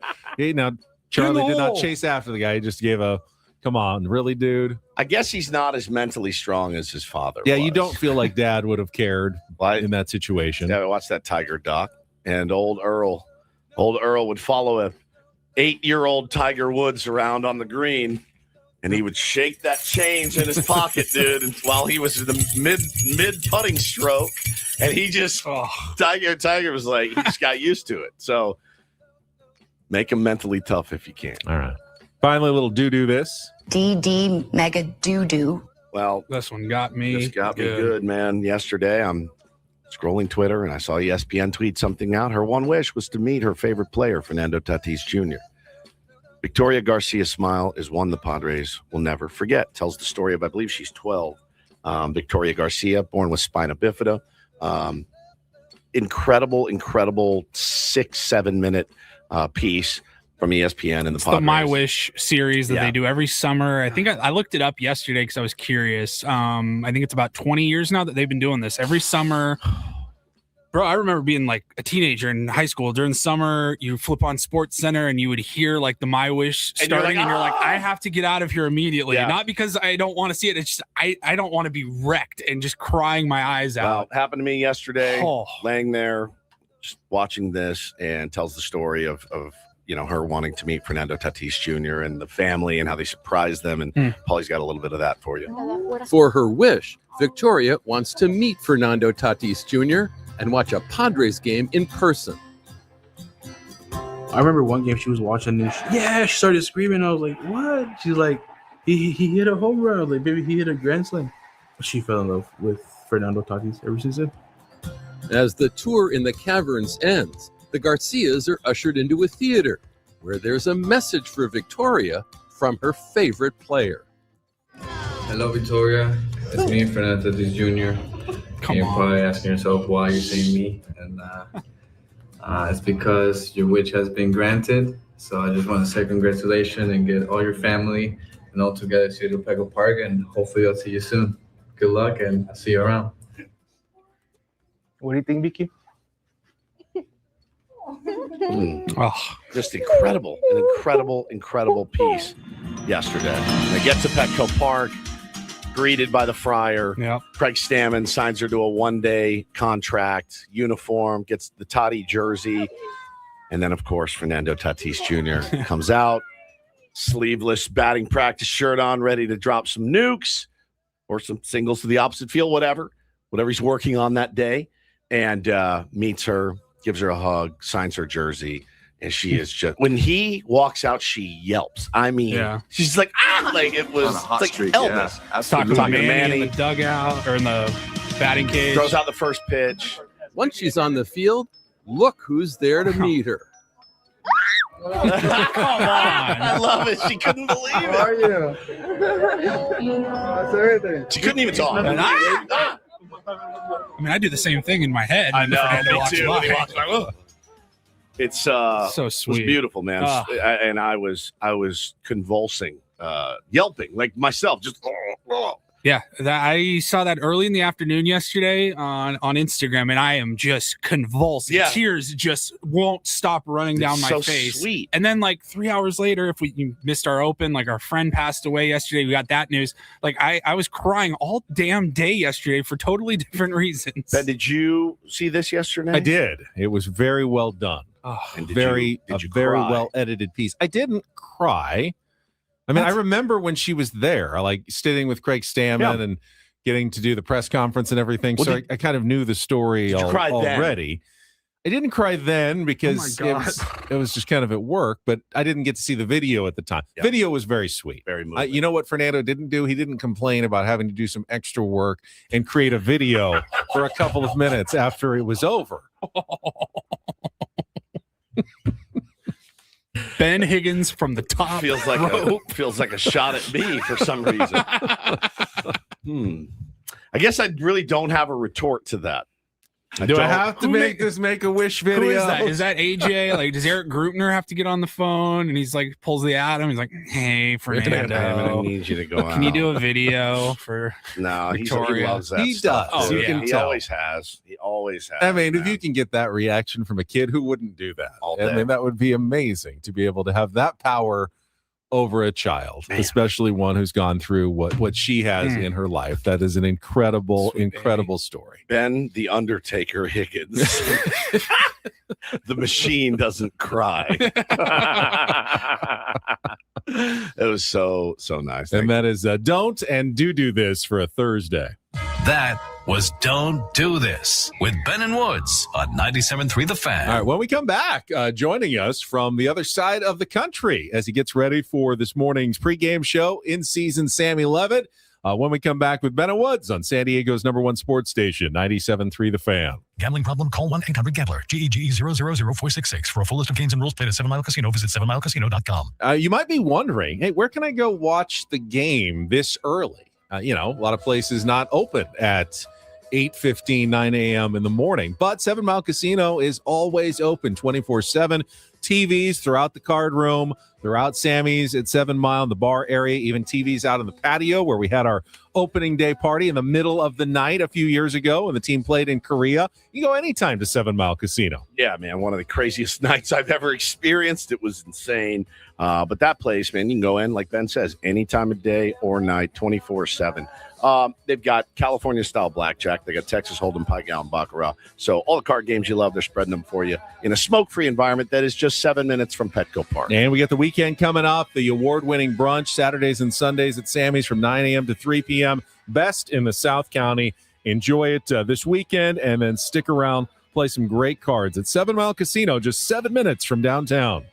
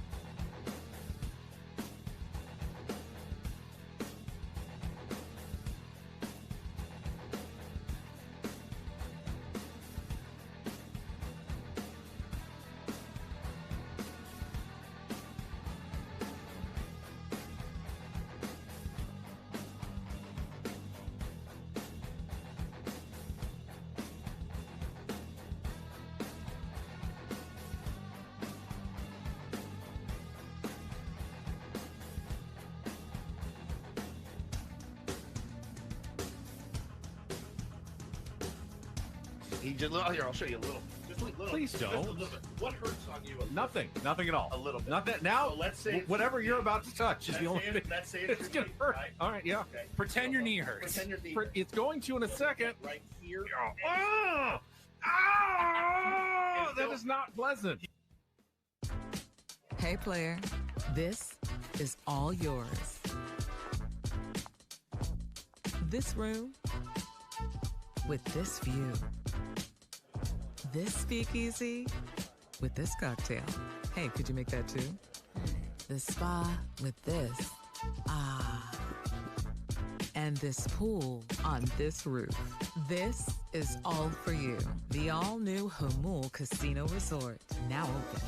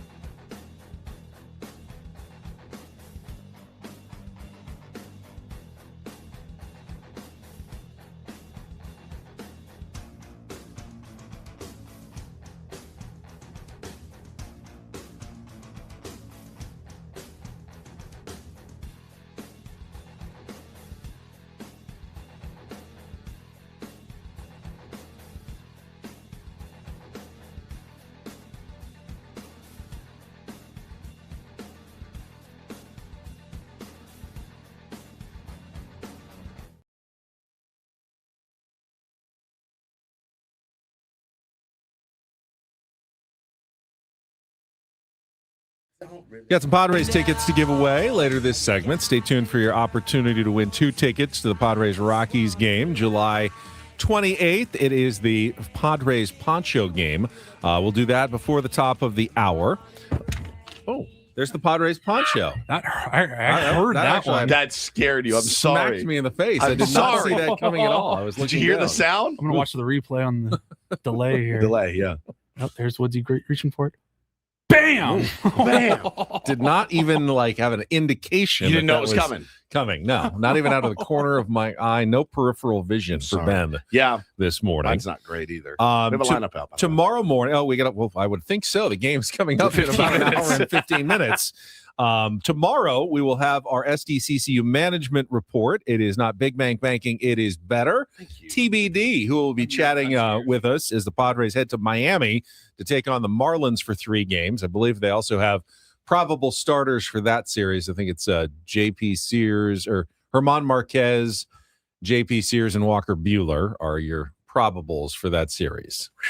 See my hair blowing back? That's who you're getting nowadays for the San Diego Padres. Woo. Now, Walker Buehler had a good start the last time out. J.P. Sears had a really good start the last time out. Herman Marquez has been actually fairly decent recently, but you need some wins. You need them fast. Tonight or today, here's your lineup, against a tough matchup with Tatis Jr. leading off, Rengifo back in the second slot, Manny Machado hitting third, Ty France cleaning up, Xander Bogaerts up to the 5th slot today. Gavin Sheets will DH and bat 6th, Freddie Fermin behind the plate batting 7th, Jace Bowen in center field today as Jackson Merrill gets the day off, and Jake Cronenworth batting 9th and playing second base with your opener Kyle Hart probably before Griffin Canning. Campy.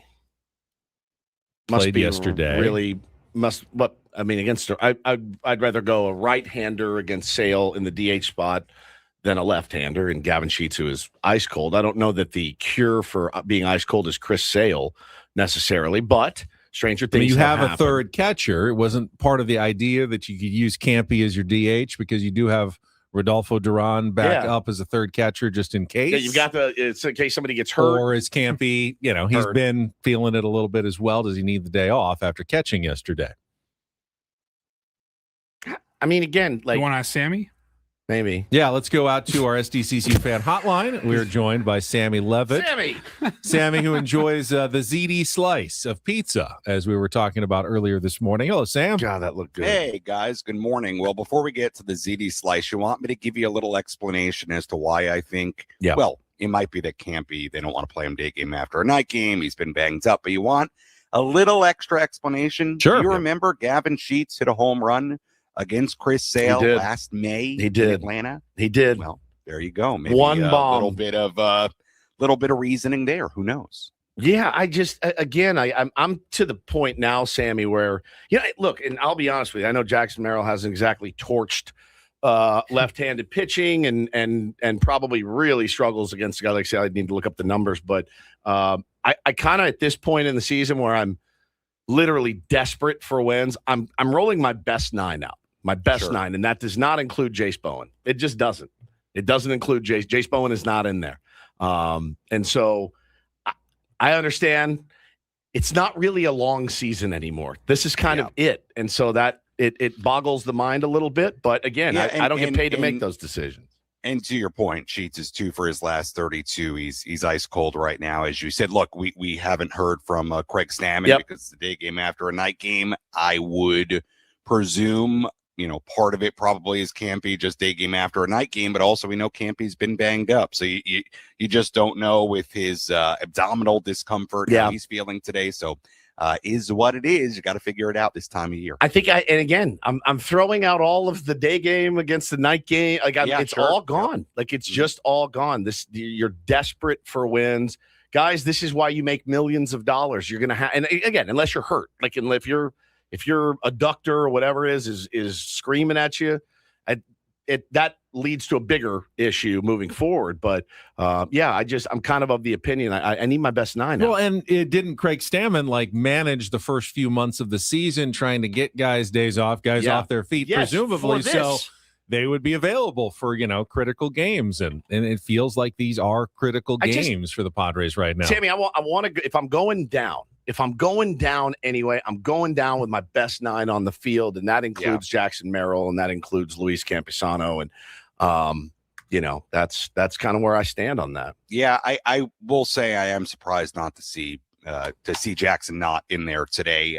Again, day game after a night game, so we don't hear from Craig before the game. Yeah. But that is surprising, even lefty on lefty, because number one, Jackson has hit 4 home runs in his last 4 games, and also he's an everyday guy. He plays against lefties all the time. Correct. So it's a little bit of an interesting one. It kind of makes you raise your eyebrows with Jackson, why he's not in there. So not sure, but, I guess we'll see if he's available off the bench at some point today. And if not, if we don't see him at some point when a righty comes in, then definitely a question for Craig after the game. We're also presuming that, because of so many reports that AJ Preller and the team front office are evaluating the Padres ahead of the trade deadline, and that these games are going to decide what they do. But we don't know that's true. AJ Preller may have told Craig Stammen, no, we're getting you pitching no matter what. So don't make these games any more important. We need to make a run in those last 50 after the trade deadline. So we need our guys to be as fresh as possible in August and September, and that's when we're planning to make our run. I don't think that's what they're saying, but we don't know what the conversation is behind the scenes, Sam. Yeah, you don't. And, look, obviously the trade deadline looming, and that's the main focus right now is the lead up to that deadline the next week and a half. And the way it stands right now, you're 3 games out of a playoff spot with a lot of teams between you and that playoff spot. Yesterday was not a good day for the Padres, A, because they lost the game, and B, because most of the teams in front of them lost. And guys, one. It's not that early here on the East Coast. I don't know why I'm so groggy. Won yesterday, and the Padres lost.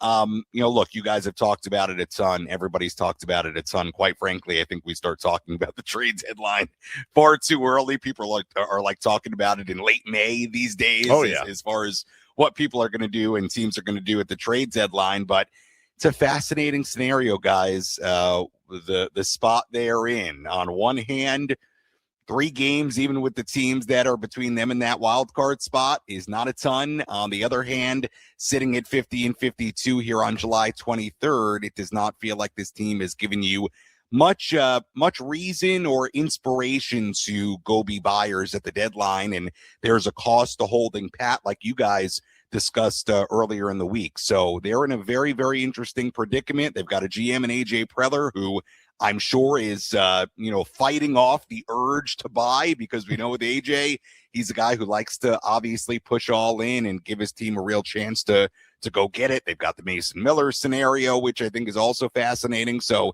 it's going to be a fascinating next week and a half for sure. They're in a very interesting predicament, I think. I do think a distinction needs to be made, and I don't know that we've spelled this out, but when it comes to guys like Adrian Morejon, who's going to be a free agent at the end of the season, Gavin Sheets, Ty France, where you are in the standings right now makes a huge difference, because if you're not going anywhere this year, the conversation about Mason Miller is different. With 3 years of control, at least 2, depending on what the CBA says after this. Where you are in the standings isn't quite as important. Trading Mason Miller might make sense no matter what. The Padres could be 2 games up in the wild card race right now.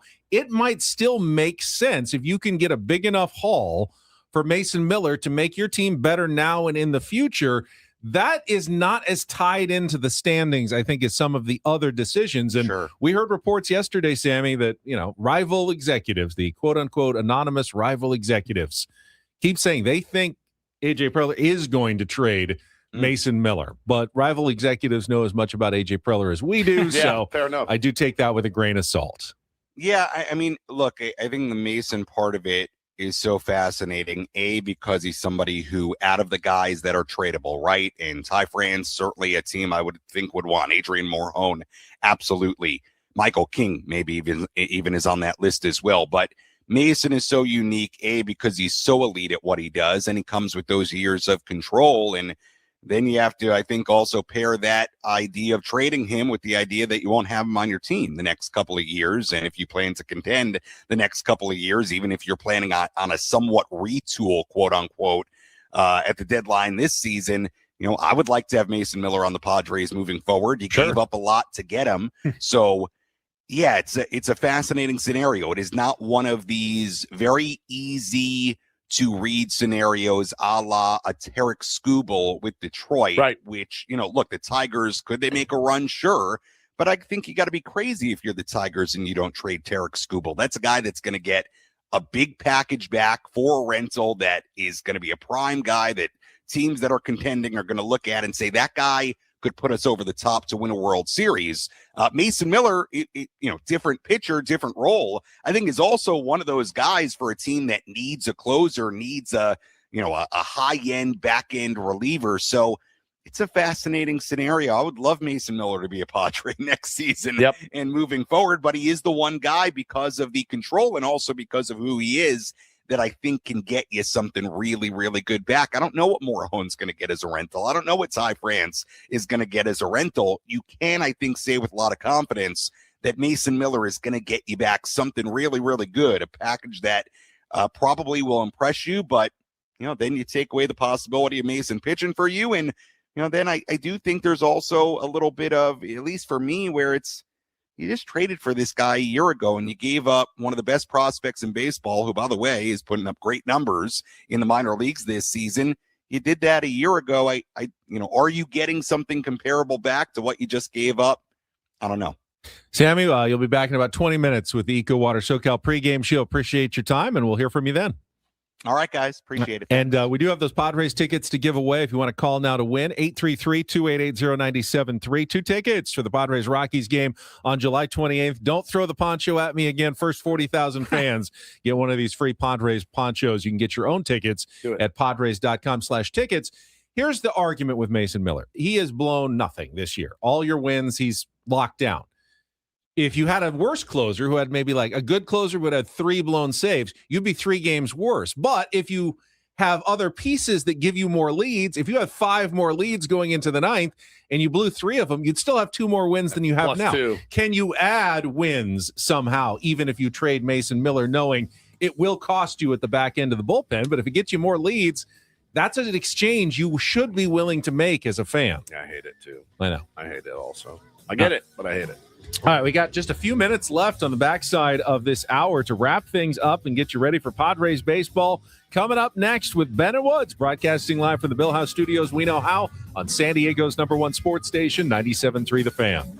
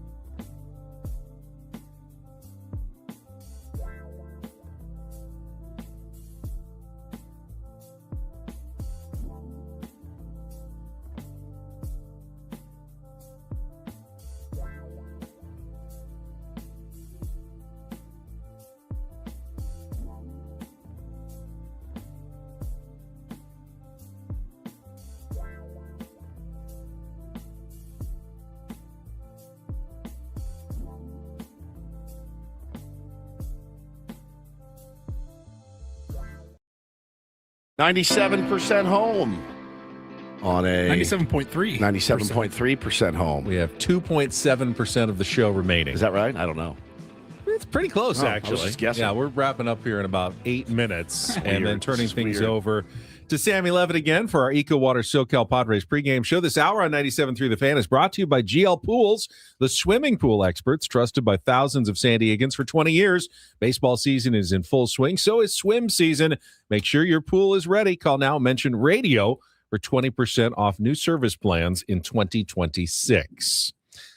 Before we do anything else, a little birthday shout out to one of our absolute favorites. He is the chairman of the Lincoln City Football Club and former Padres owner, Ron Fowler. My Happy beloved. birthday, Ron. Happy birthday, Ronnie. Love you. Fun story, Lincoln City, kind of like a Wrexham. They were in League One, which was the third league of the English system. Yep. But they won last year, so they've gotten promoted into the second league, the championship this year, which is getting underway here in just a couple of weeks. So they're in the same league as Wrexham with Ryan Reynolds and Rob McElhaney. So Ron could end up on the show sometime if there's like some sort of drama between the clubs. They could do worse. They're battling for promotion. So if they finish in the top, 2 of the league or top 6 in the playoffs, they could end up in the English Premier League next year. That's, of course, the goal of Wrexham. That's the goal of Ron Fowler, to get his imps into the English. They're called the imps? They're the imps, the Lincoln City imps. Fantastic stuff. Love that, man. Love him. Did a lot for us, man. Saw a tweet from Lincoln City wishing their chairman a very happy birthday. I need to ask him, though, because I looked it up. They have co-head coaches. I don't know that you see that a lot don't we? On a professional level. We have an associate manager. It's Yeah, kind of no, the but they same actually thing. have literal co-head coaches, 2 different guys who are both, I think, the head coach. I've got to assume one of them has somewhat more decision-making power than the other. What happens if they disagree? And I mean, you and I have the same decision-making power. yeah, right? Similar, except you overrule me a lot. You plow through me a I lot. do. Yeah. So Is that what they do too? That's that. Yeah, that sounded weird. Whoa. Yeah, it sounded very Whoa.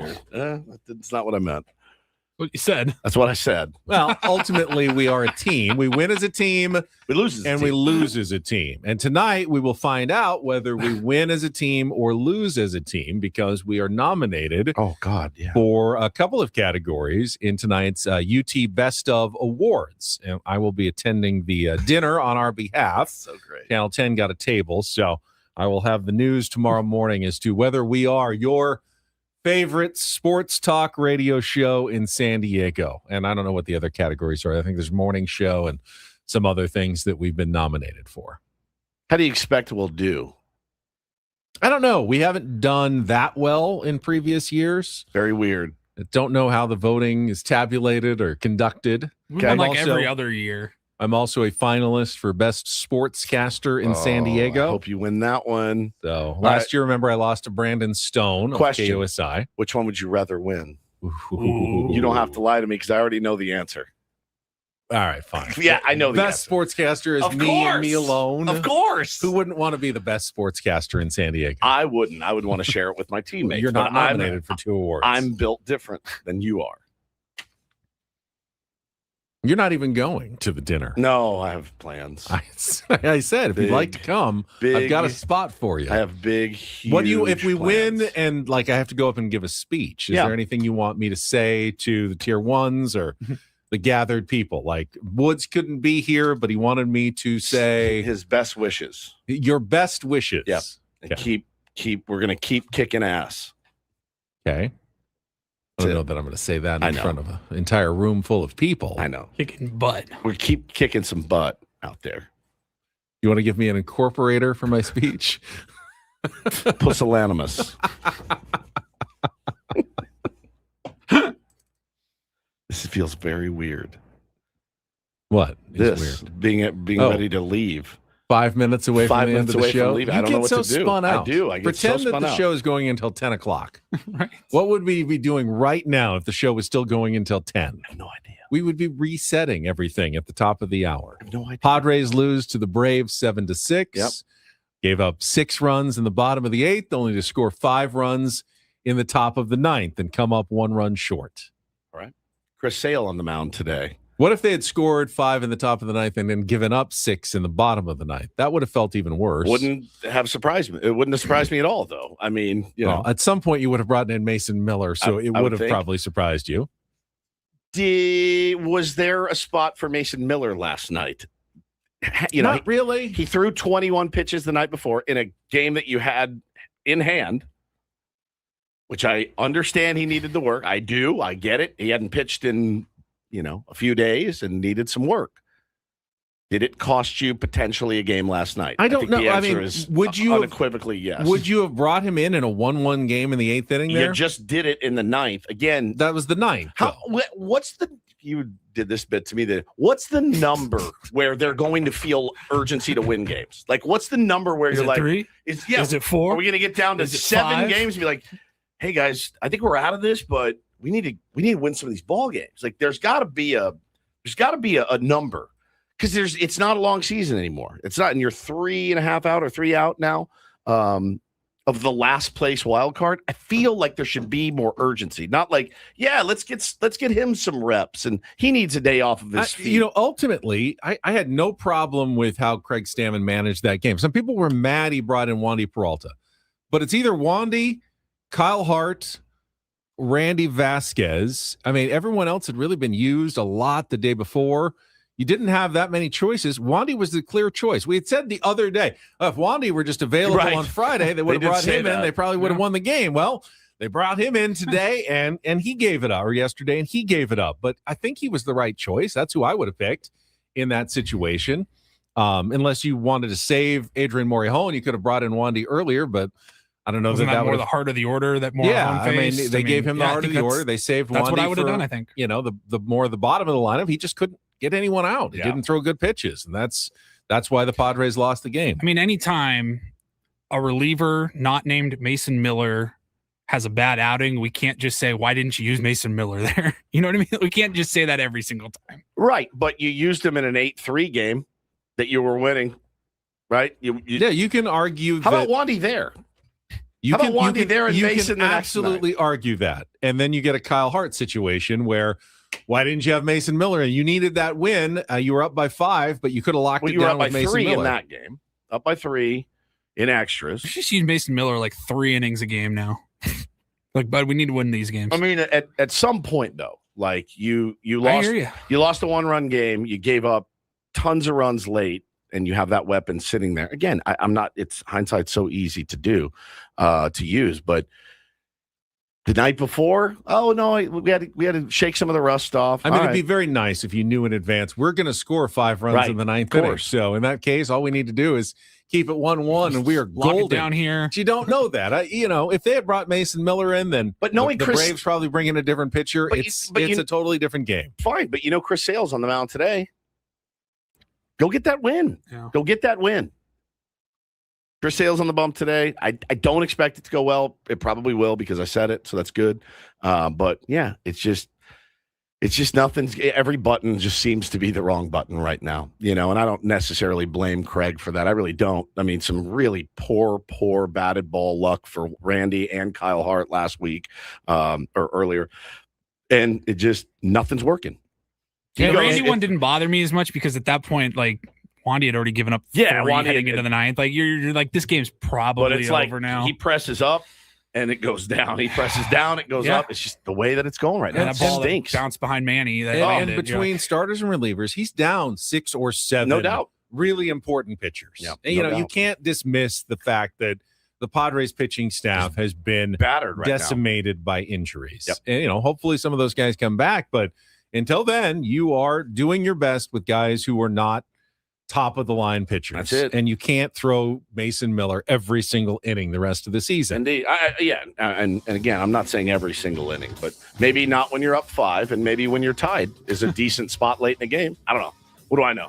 I'm just some putz. Well, he should be rested today. So if they do happen to keep it close against Chris Sale, we'll see the plan, right? If they get a little more aggressive to try to split the series. We will find out coming up next. The Eco Water SoCal pregame show next, and we'll be back tomorrow morning at 6 a.m. For Paulie Randall, Stephen Woods, I'm Ben Higgins. Have a great rest of your Thursday from all of us here at The Fan. So long, everybody.